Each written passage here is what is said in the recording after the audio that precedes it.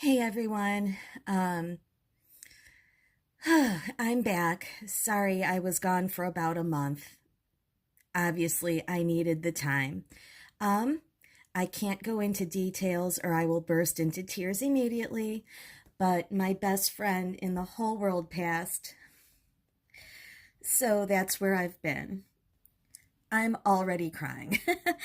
um, this is Sasha, and today's video will really resonate with animal lovers and pet owners. It is what it is. I have to get this video out of my system. I'm going to talk about some very interesting topics, I feel like, but it will be in the context of my cats and Sasha. And I think some of you will get something out of this. And I'll make a deal with you. This video will be all about my cats and some interesting things that have been happening lately to me. And we'll get back to satanic trannies in the next video. I haven't wanted to think about any of that kind of stuff, but some very interesting things have been going on. So that's what I'm going to talk about today. So I have three cats. Sasha, who just passed, this is her boyfriend, the handsome Mr. Fancy. He is laying on a pile of unfolded laundry. I've been depressed for weeks. It is what it is. And this is Sasha's brother, baby Leo. Leo's 2.5. Actually, he'll be 3 in August. Leonardo DiCaprio. He's such a good boy, and these two have been very, very depressed. Sasha passed on June 6th, and yeah, nothing's been the same. So yes, we are simply her servants. Sasha was the queen of this house. I wouldn't have it any other way. She wouldn't have it any other way. And the first point I want to make is I really think our pets teach us lessons. I think they're here to teach us lessons. And I made a list of everything Sasha taught me. And confidence, self-respect, self-esteem, higher expectations are just a few.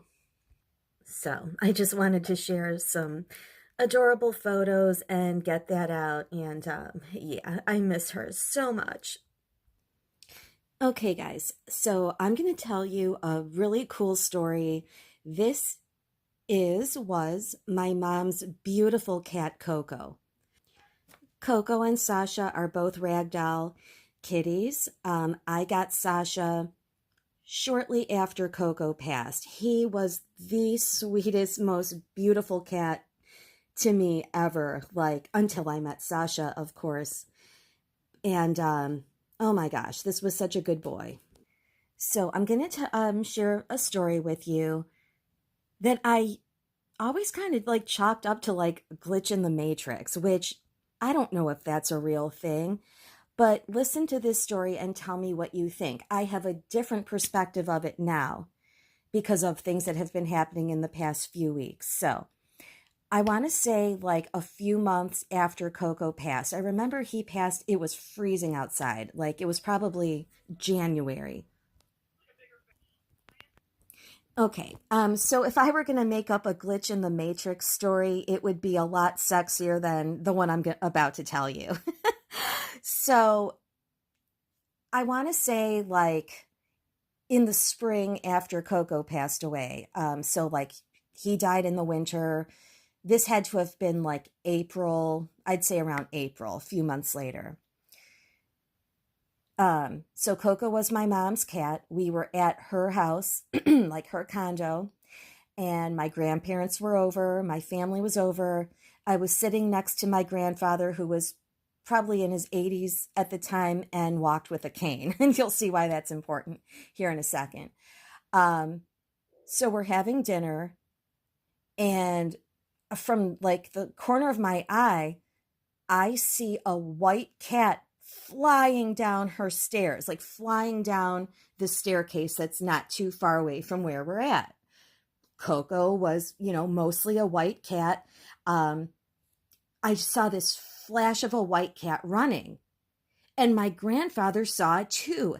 And we lifted our legs at the same exact time. Mind you, he's older, he's walking with a cane. We both had the same reaction. We lifted our legs up quickly because we saw the cat run under the table, which is exactly what Koko would have done. Like, he would hide and hide when people were over. Sasha was the same way, but he would hide and hide. And when he was ready, he came out, and like running and going under the table would be something he would totally do. Koko at that point had been passed away for like, several months. So my grandpa and so I looked at my grandpa, I'm like, did you see, like, what did you see? He's like, I said, I saw a white cat run under the table. He goes, yeah, a white cat. Crazy, right? So all of this time, I feel like I've been thinking that was that like a glitch in the Matrix type of a thing? But let me tell you why I'm like changing my mind about that now. I feel like our pets, might stay with us and watch over us. And selfishly, we don't want our pets to die, but the only way I wanted Sasha to pass was at home in my arms. And that's exactly what happened. I am so grateful for that because she wasn't suffering until the night before she passed. It was like late at night, and I'm like, I cannot put her through this. She cannot live like this. So I was going to have to make, some really hard decisions the next day, but she took care of it. It was like 5:30 in the morning. I was holding her. She died in my arms. And I'm so happy she died at home and I didn't have to like take her somewhere to, So I have seen Sasha in my house at least 5 times. And it's like the only thing getting me through this. So I wanted to talk to you guys about that and get your opinion. The very first night, so she passed on a Friday. Late that night, I'm laying in bed crying. Of course, I'm miserable. I think I'm like screaming her name. I've cried every single day since June 6th, but I get these very happy moments because she's come to me in dreams and I've seen her in this house. Like the first night, I was crying and calling her name, and a flash of white light down, you know how cats aren't very tall, like down by the floor, a flash of white light like darted into my room. And it was kind of fast, like the Koko story, but this was, I couldn't make out a cat, where with Koko, when he ran down the stairs, we saw a cat. We saw him running. So the first time I saw her, it was just like a flash of light coming into the room. And I felt pretty comforted by that. I have then, the next time I saw her was within the same week that she passed. And I did my whole nighttime routine. I was coming out of the shower, coming out of the bathroom. I had taken a shower and whatever. I remember I turned the bathroom light off and I walked into the hall, like the loft area outside the bathroom. And Sasha was walking right towards me. And it was her. I saw her face. I saw her body. I saw her tail. But it was like, if I set a fuzzy old TV screen, remember like going back, like how, like the static on a TV screen, it was like seeing her, but in a static TV, almost like a little black and white, or like it wasn't fully in focus, but it was like enough in focus, like it was totally her, just like a fuzzy staticky version walking towards me. One night I saw her in shadow form walk into my room. Like, I know I was probably like crying and calling for her, which I've been doing like every day. And I saw a cat walk into my room. I know it wasn't Leo or Mr. Fancy. They were sleeping in their little beds out in the other area, like the loft area. They have little cat beds. Sasha slept on my bed every single night for 15 years. And that has been like the hardest thing about all of this. I miss her so much. But yeah, so Shadow Cat walked into my room. That one was a little creepy. Like, but I was still glad. And I forgot to tell you guys, the morning after she passed, a black cat was standing on my bed. Obviously, Mr. Fancy is black and white, but he was next to me on the floor. I look over, he's on the floor. Leo's somewhere else. I think my cat, Pookie, who was the first cat I ever adopted, who lived with Sasha when she was very young. When I first adopted her, she was 8 months old, and Pookie was in her life for the first about 3 or 4 years. They were very, very close. That was her first boyfriend. This is one of my favorite pictures of Mr. Fancy. That's who lives here now. That was her second boyfriend. And this is Pookie. That was Sasha's first boyfriend. And you can see him and Mr. Fancy look a lot alike. They're both tuxedo cats. That's one of my favorite pictures of Pookie with his little hat. So like I said, Mr. Fancy was on the floor next to the bed. And Pookie was a pretty big cat. I saw a black cat standing on my bed, and I thought, like, okay, I've seen Sasha in the house. Like, is Pookie here still too? I have their ashes. I have all of their ashes here. But Pookie did not die at home. He unfortunately passed away at the vet. But I'm like, is he visiting? I had just been holding his ashes and like talking to him the night before, because I was like, oh my gosh, like take good care of Sasha. You know, I was, for the first time in a long time, I picked up his ashes and I was like talking with him. And then the next morning he was standing on my bed. I think it was him. And I'm like, he's either visiting, hi Leo, or don't take Sasha. Like, I hope you're not here to take her. Like, I want her to stay here with me. Anyways, I've seen my deceased pets in this house over the last 3 weeks. And honestly, it's awesome. I'm so happy.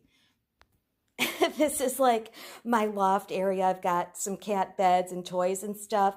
But I've seen Sasha out here twice.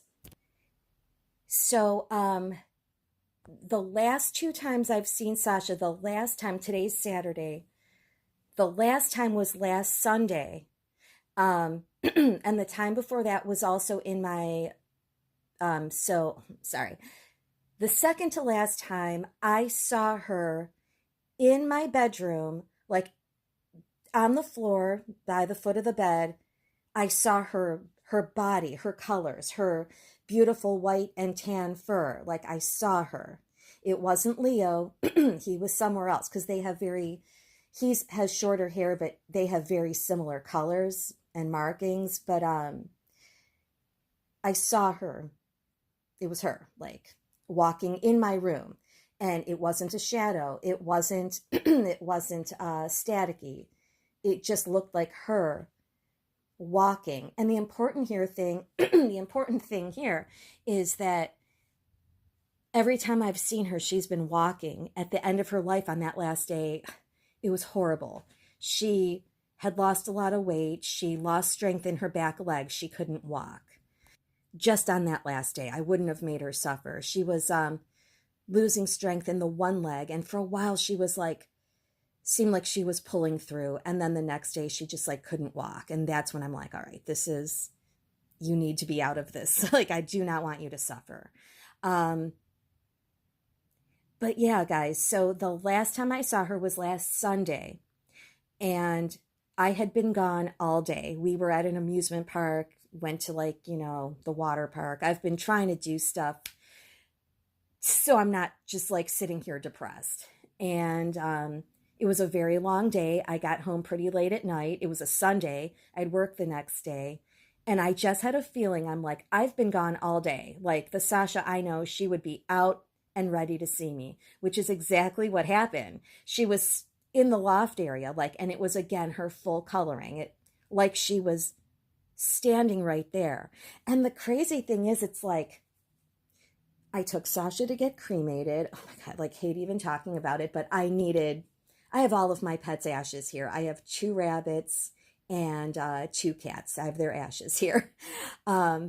It's like, I know I took you to get cremated. So how are you? How am I seeing you in your full colors and fur and everything? How are you? How am I seeing that? And if it were only once or twice, I definitely would be questioning myself. Like, did I really see this? But this is like 5 or 6 times, and seeing the other cat and seeing Koko. So that's a bunch of stories now that of seeing deceased pets. And I'm wondering, have you guys had any similar experiences? I don't think it's a glitch in the matrix. I really think that this is a spiritual thing. I think they're here with us. I think she knows I can't live without her. So thank God I'm seeing her. We were very, very, very close. We got each other through some very difficult times, and this was my closest companion ever in my life. This video is getting kind of long already, but I'm just getting into some of the cool stuff, so hope you're still here and watching. Are you guys familiar with the concept of angel numbers? I feel like I first started learning about angel numbers in 2020. 2 horrible things happened. My grandmother, who was, besides Sasha, like, these are the 2 closest people in my life. Yaya, my grandmother, passed away in 2020. And I also went through a job loss. 2020 was a terrible time for a lot of people. And that was the first time I started seeing these repeating numbers over and over. Every license plate I saw said 444. Like, to the point where I was like, gosh, how many people in town have 444 on their license plate?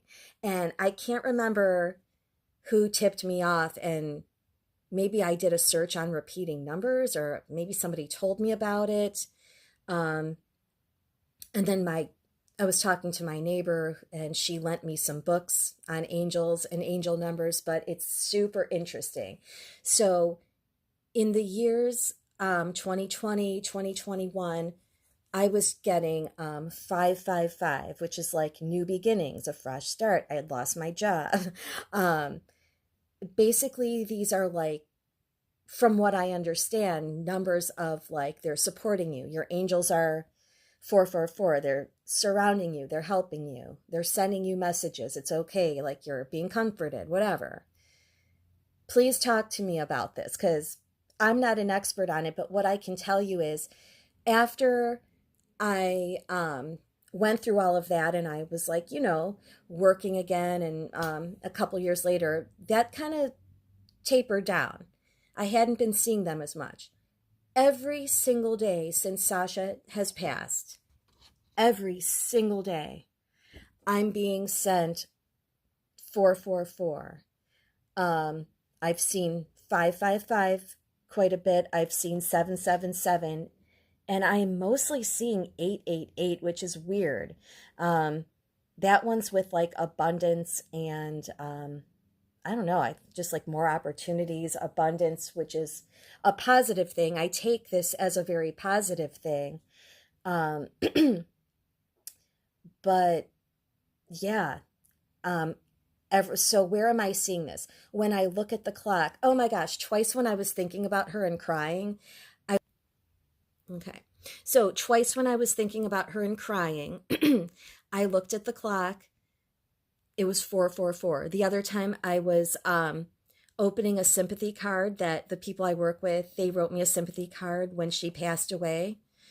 I looked at the time. It was 444.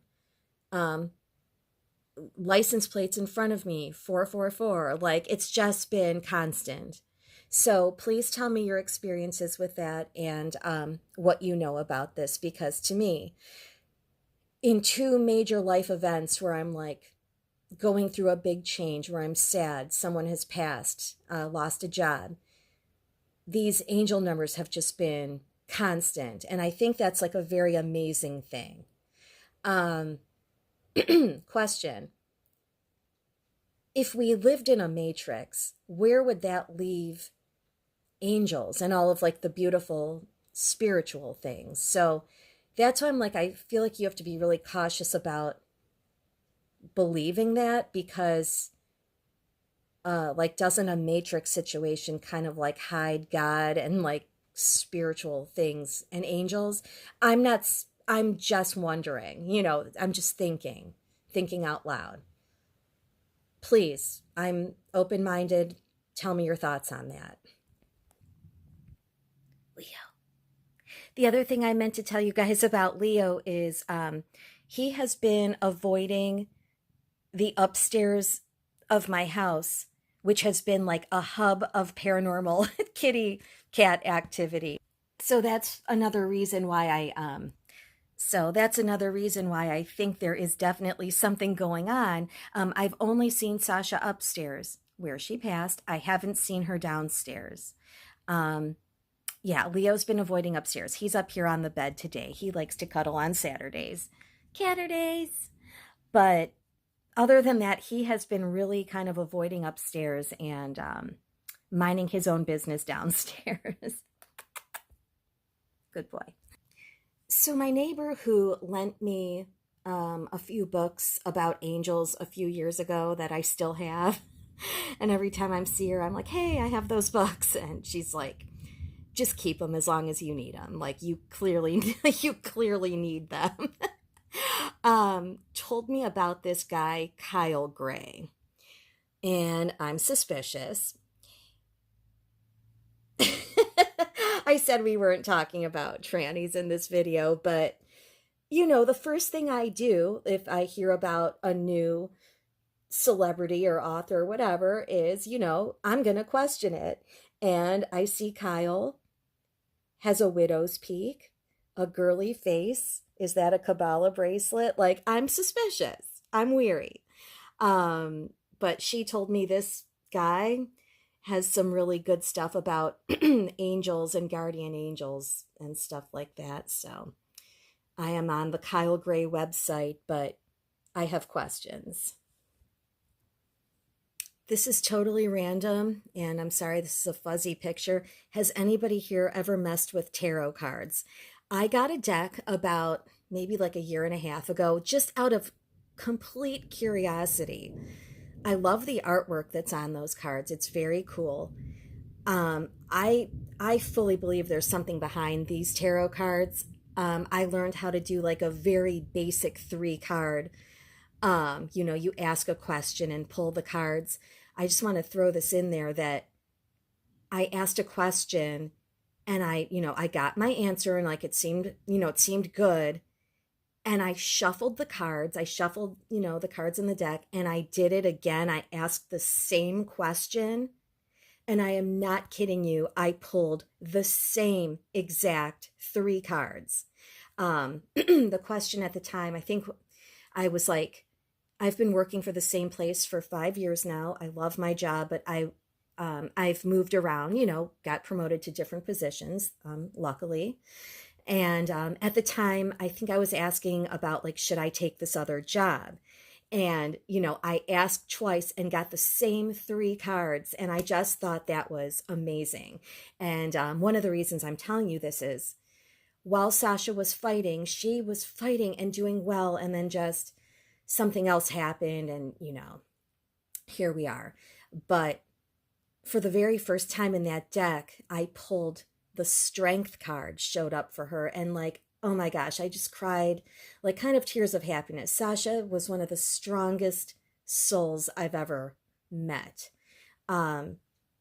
She went through cancer at a very young age. I took her for chemo treatments, and she survived. She fought through that and recovered, and it never ever came back. So that is something I'm really grateful for. But yeah, the strength card, I thought that was really cool.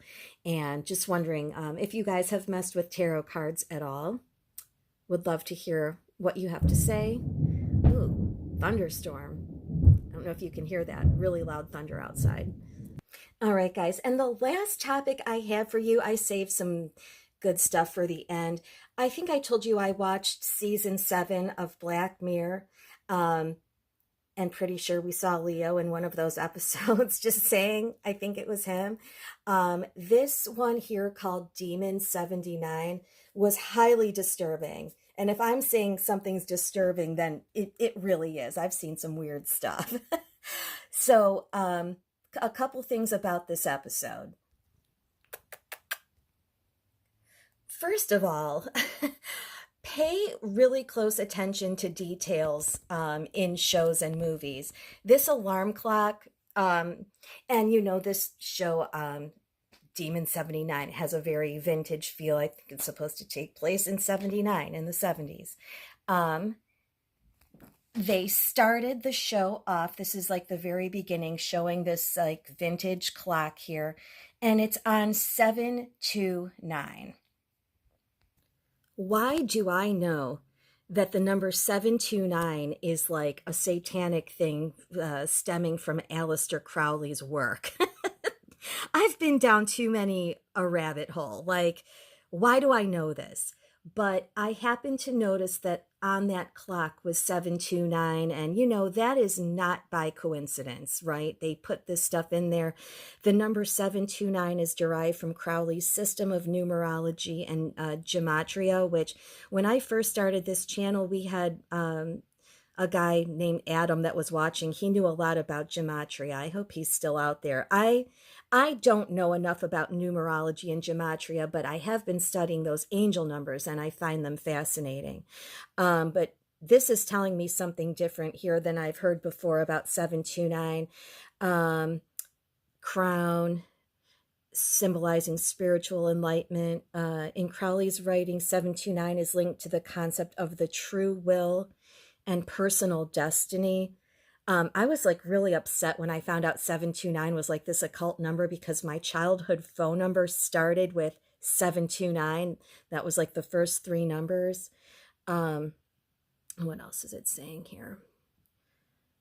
Oh, tarot card. Oh, number is connected to the tarot card. Great. The Fool, representing new beginnings and potential. But anyways, this 729 thing is a number that I have not read Aleister Crowley's actual work. I mean, I have mixed feelings about reading it. I probably, as interested as I am in all of these topics, that might be a good thing, but he's also like super satanic, right? So I don't know. I don't know if I want to go that deep into it.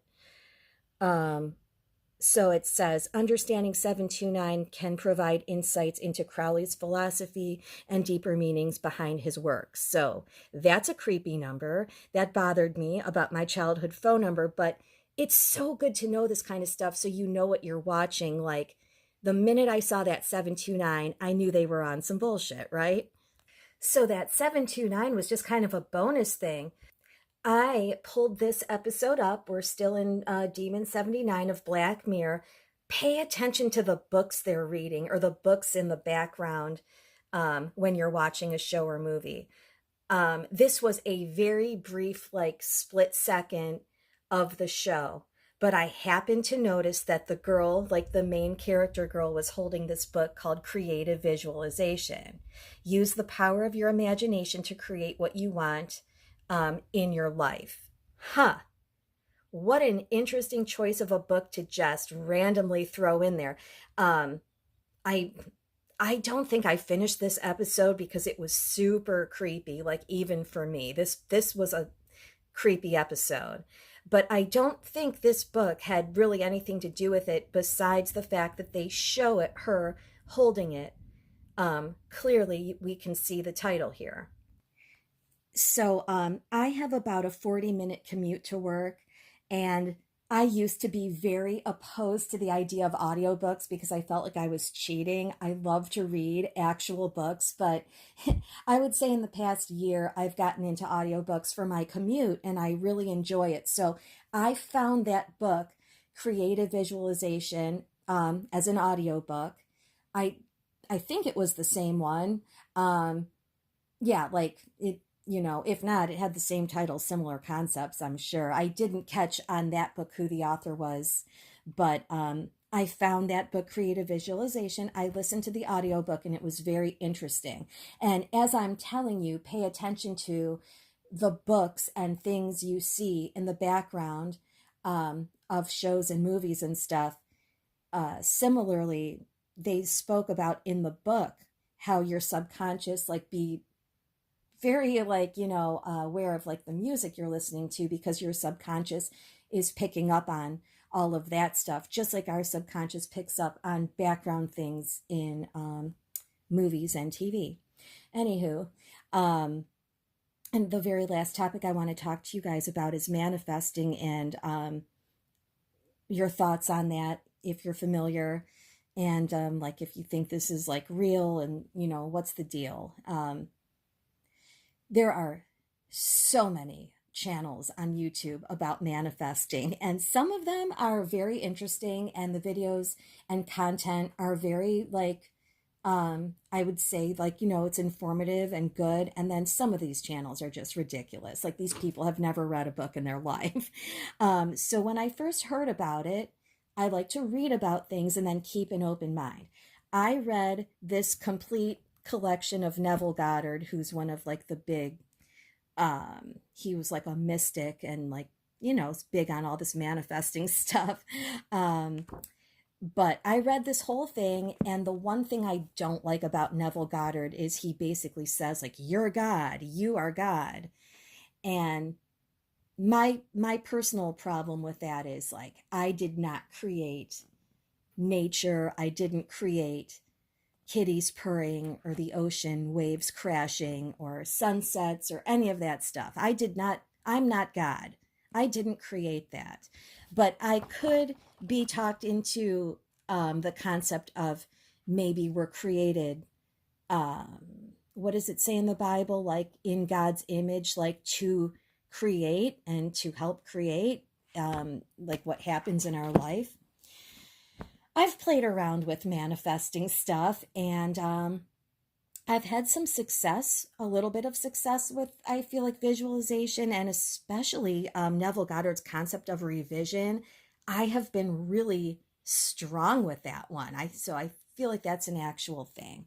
But I just thought I would bring that up, that I caught that book in the show, and like nothing seems to be by coincidence. That was there on purpose. Um, and I was wondering your guys' thoughts on manifesting. This is a book by Florence Scovel.